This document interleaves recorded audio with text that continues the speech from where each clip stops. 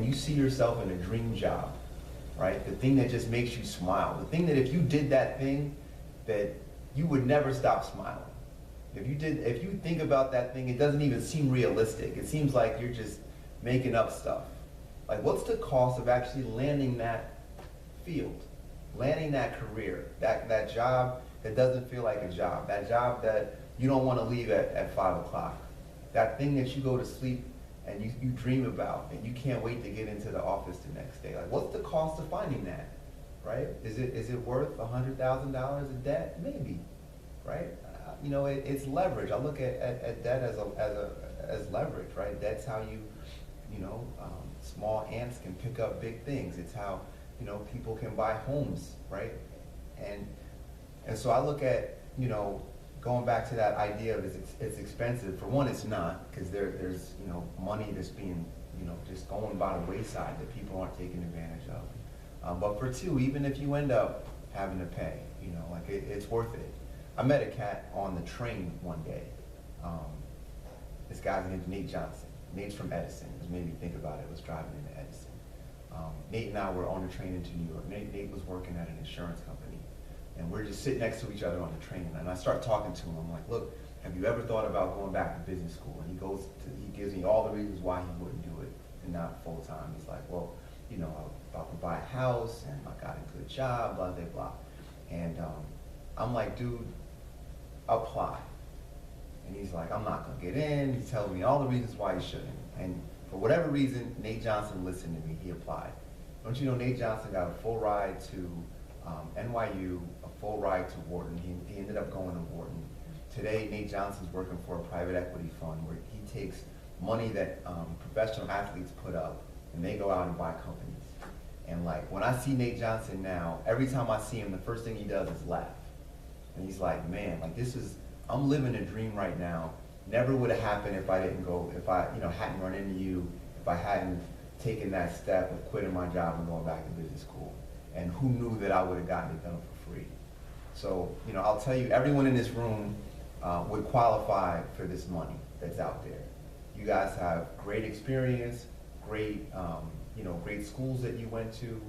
You don't have to be the smartest one in the bunch. All you got to do is apply. Most people will not apply. And as a result, the few folks that do, there's tremendous opportunities out there for them. I guess my misconception, which took me so long to go back as well, was a couple people mentioned time.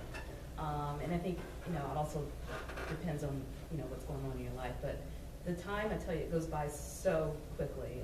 That's probably going to be the quickest 2 years. It feels like the longest 2 years, but then you look back and be like, oh, wow, that was 2 years. So, you definitely,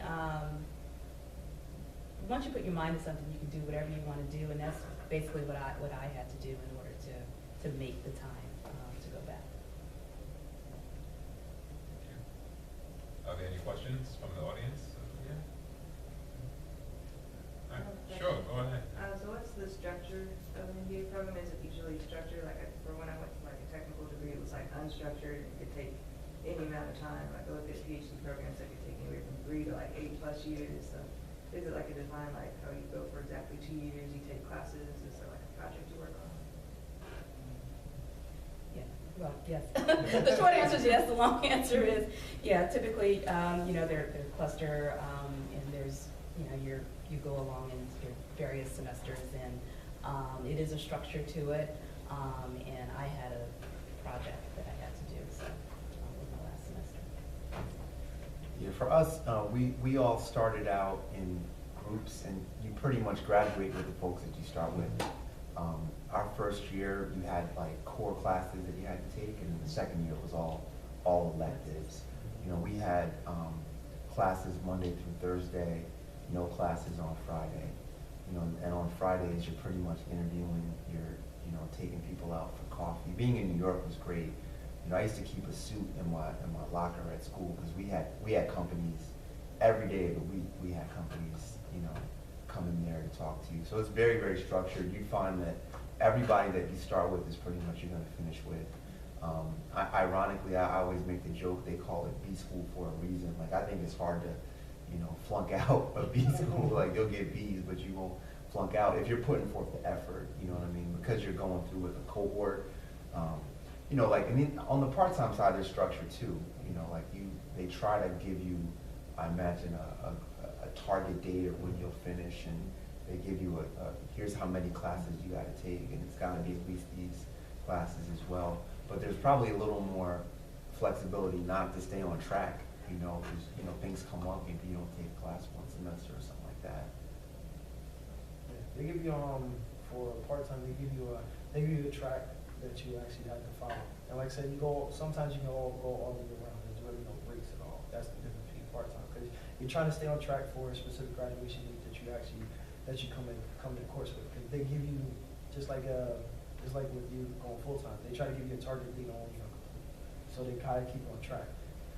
When you have your deterrents in life, you know what I'm saying, you go back to them and you try to fit it. Sometimes they let you double up and stay on track, or they say, hey, look, you know, we'll push your target date back, and then they'll do a reconvene with you to bring you back to school and say, hey, look, listen, what it, you know what I'm saying, what's some of the obstacles, you know, you might have lost this, or, you know, you're going to be dealing with this different group now, because there's other people that come in your track as you move along, because you fall off the track here and there. So you get reintroduced to the actual core people that's involved with you at all. So you might be introduced to a new group of people that you might be trying to graduate with on that time frame. So they try to make as much of an experience with full-time, just like they do in part-time. So, but it's kind of hard because you're not there. You know what I'm saying? You're not in class. But there are usually one or two courses that you have to come in for, just so that the teachers can come see you. But with the technology advancements, everything's usually online right now. But for presentations and everything else, you do have to meet with your core groups and stuff. That's all. Thank you for that question. And just moving along, as far as like, you know, world views, your career opportunities, and you had mentioned earlier about, you know, thinking globally and things of that nature. So after, you know, completing your MBA program, how was your worldview, you know, career opportunities changed? They could be affected by, you know, club activities, networking events, things of that nature. What specifically? So when you are, I guess, a technical person, you're really thinking maybe impact locally and maybe nationally. You know, that's how you usually think, because you look at your firm and say, hey, look, we're doing this. Your firm might fly you out to a couple places, maybe globally, but you don't really, it's not attainable to you. It's not something that you really envision yourself doing, because you know you're still working for someone. When you switch to an MBA mindset, or just business mindset as a whole, you look at the world as a oyster. You look at, and I hate to use that terminology, but you look at it on a different light, because you start looking at the financial portion of the impact of where your money is going, or where your reach is, because you're looking at obtaining maybe clients or revenue streams at that specific time frame, rather than actually the work that you're doing. And when you're actually looking at the revenue streams or the clients that you're actually attaining, you start looking at a broader scope. You might be looking at Nebraska, you might be looking at Mexico, you might be looking at different things around national reach, and then those come from referrals, and then they start talking to me saying, hey, look, we're doing business in Mexico also. Could we sign you on to do this? Now your name is starting to carry global reach. Now when you say you're doing stuff in different countries, now you're international. Now when you say you're doing stuff international, continental, now you say you're global as far as your brand is concerned. So it's a different type of mindset when you actually start obtaining that certain thing, certain mindset when you pursue an MBA. And sometimes you get that introduction real quick when you're actually in B school, because your B school components are different people from all nationalities. And that's how you can grow your brand quicker if you're going full-time. That's the reason why, like, with I compare it to full-time or part-time, that's what you really miss out. How quickly you can jump from one to another. Because if you're going full-time, you can astronomically jump within those 2 years. Like I said, because your commitment and you're building a core trust on some people that you've already been working with, where they know how you work, your work ethics and everything else. So the trust factor of them introducing, if somebody introduce you to an Asian market or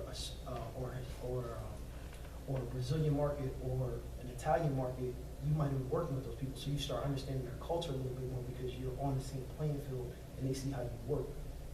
the thing that when you do part-time, you have to sort of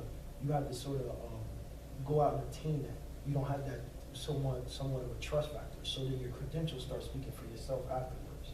So that's the difference of, difference of the two that I see as a whole.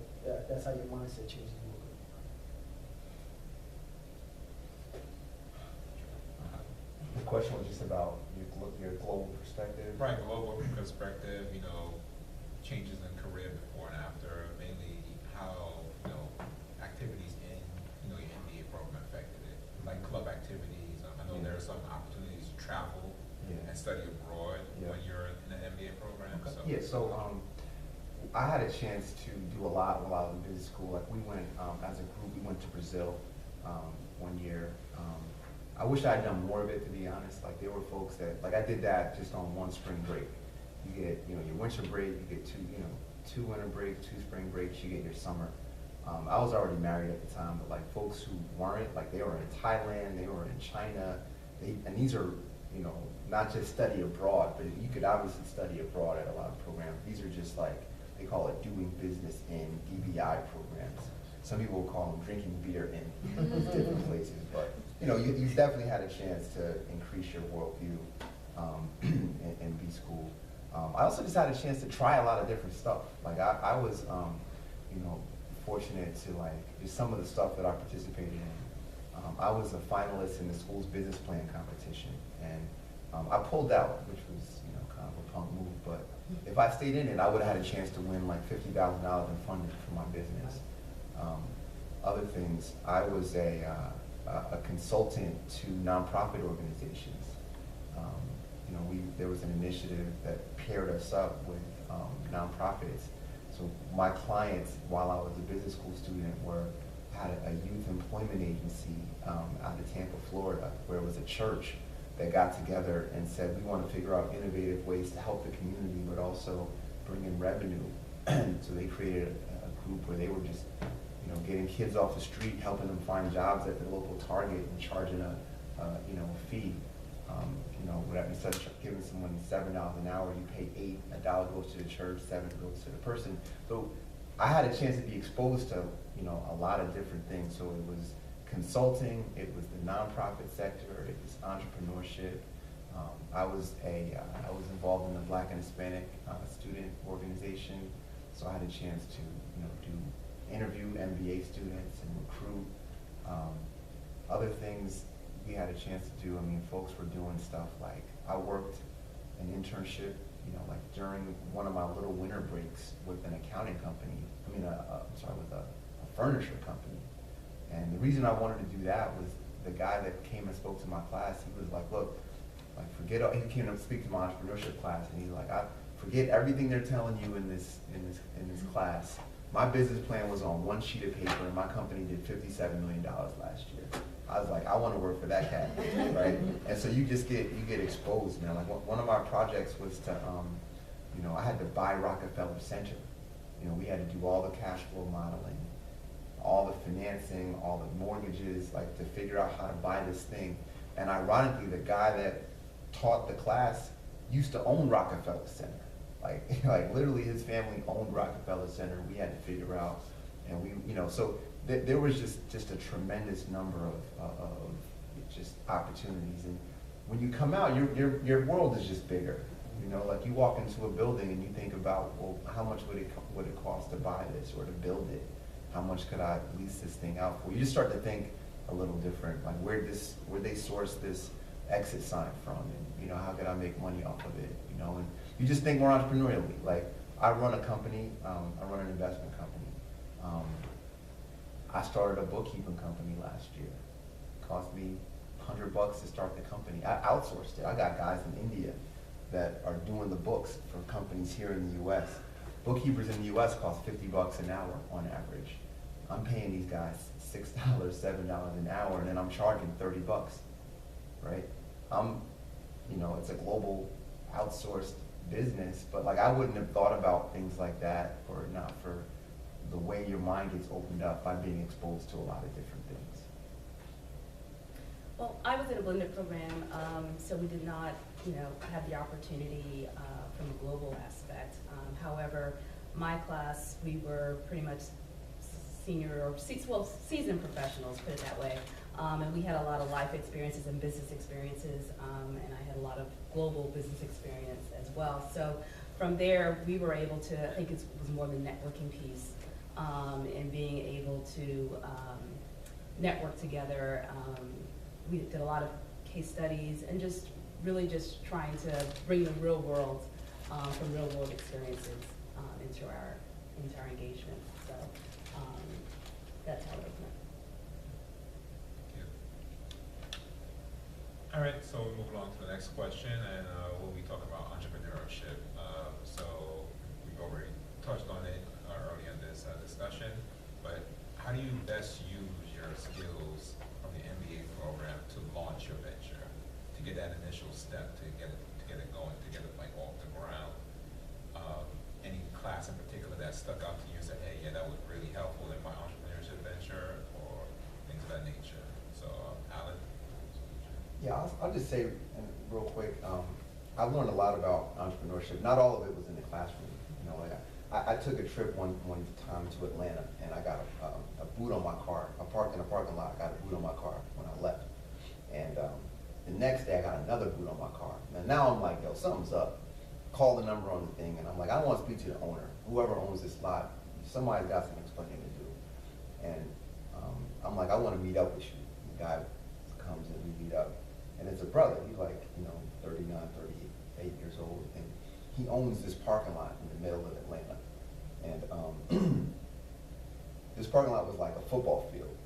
And this cat was like 30-something years old, owns it. And I'm like, dude, how did you come to own this? This has got to be worth millions of dollars. And he's like, well, I own one of the largest, companies in Atlanta that does, what do they do? Like when you valet parking in front of like a hotel or a restaurant. Like I own one of the largest valet parking companies in Atlanta. And I'm like, well, how did you get started in that? And he's like, well, I used to be the cat out there valeting the cars. And I then got cool with one of the restaurants, and I said, if I ever start a company like this, would you hire me if I could bring it to you at a lower cost? And they said yes, and that's how we got started. He was humble enough to park cars. He then introduced me to his other buddy, this guy named Ali. Ali had the second largest or third largest black car service in Atlanta. And, I'm like, dude, how'd you end up with this? And he's like, well, I used to be the cat driving the car. And eventually I saved up my money and I bought my own car, right? And now I've got a big fleet of black cars and stretch limousines and the whole thing. So you talked about entrepreneurship. And neither of these cats went to business school, by the way, but what they figured out was, something that's just crucial. It's, you gotta kind of learn a trade. You gotta get good at something. You gotta focus on something and figure out a way to deliver it to a consumer. I didn't learn that at business school. I learned that from just watching people. Like most entrepreneurs are not in some field that they've never worked in before, right? They're doing something that they've always done and they've gotten good at it. They figured out how to connect with that customer, deliver a service or a product at a good price to deliver value. Entrepreneurship doesn't mean coming up with the best idea.